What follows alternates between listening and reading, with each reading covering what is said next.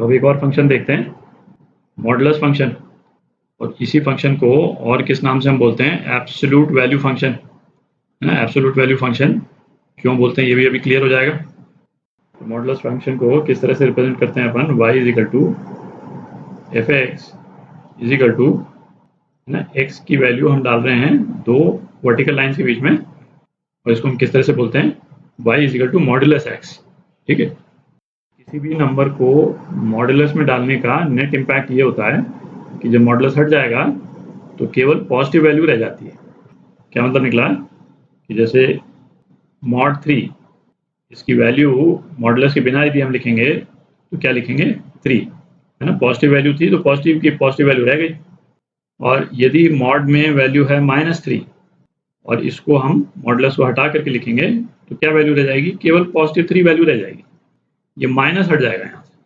ठीक है, तो अब इस वाले फंक्शन को, ये y is equal to mod x, variable form में है, इसको यदि हमको लिखना है मॉड हटा करके तो किस तरह से लिखते हैं, y is equal to x। x कब है, जब x जो है वो ग्रेटर देन या इक्वल टू 0 है, तब तो x का x रह जाता है ना, यहाँ 3 का 3 रह गया जैसे। और माइनस x यदि x जो है वो लेस देन 0 है। ठीक है, जैसे यहाँ पे x जो है वो लेस देन 0 था, है ना, -3। तो इस वाले फंक्शन में यदि हम डालेंगे तो क्या आ जाएगा, minus of -3 is equal to +3, जो वैल्यू यहाँ पे आई। ठीक, अच्छा इसका ग्राफ ड्रॉ करते हैं। ये x के अलग अलग पोर्शन के लिए y की वैल्यू जो है वो डिफरेंट है। इसको हम इमेजिन कर सकते हैं कि दो स्ट्रेट लाइन्स, है ना, एक स्ट्रेट लाइन क्या हो गई, y is equal to x इस वाले पोर्शन के लिए, और दूसरी स्ट्रेट लाइन क्या हो गई, y is equal to -x इस वाले पोर्शन के लिए।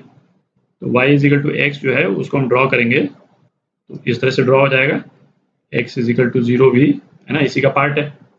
और x लेस देन 0 पे नेगेटिव स्लोप की ये लाइन इस तरह से आ जाएगी, आप देख लें, x इधर और y इधर।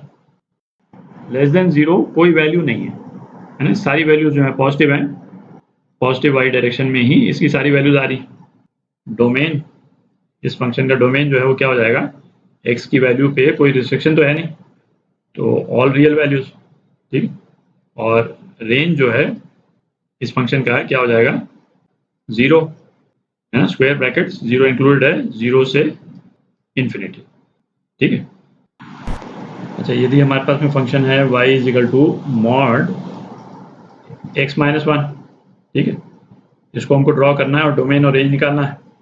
तो अगेन इस मॉडुलस को हम खोल देते हैं तो क्या आ जाएगा, x-1 कब, x-1 कब होगा, जब इस मॉड के अंदर जो वैल्यू है पॉजिटिव है, मतलब x-1 greater than equal to 0 है, इसका मतलब x जो है वो ग्रेटर देन इक्वल टू 1 है।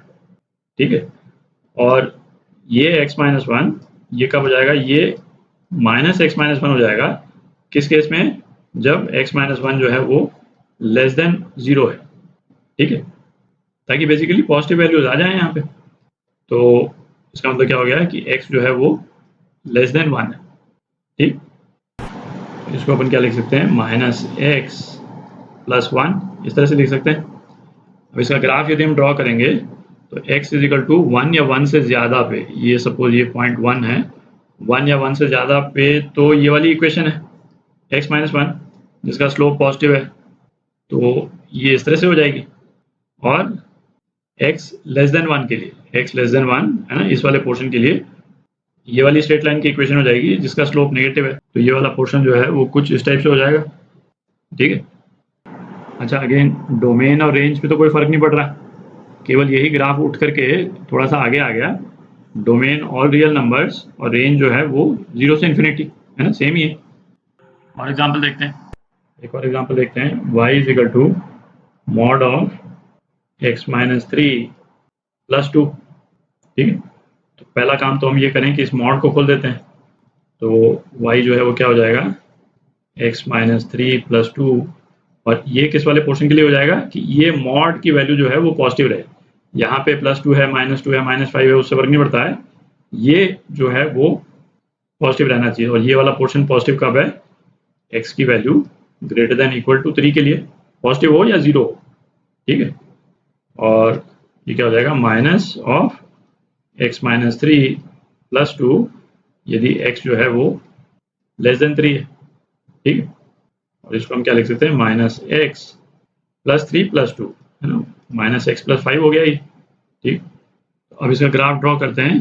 तो इसमें जो क्रूशियल पॉइंट है x का वो कौन सा है, x इज इक्वल टू 3, ये x इज इक्वल टू 3। तो x इज इक्वल टू 3 पे y की क्या वैल्यू है, प्लस 2 वैल्यू है, ठीक है।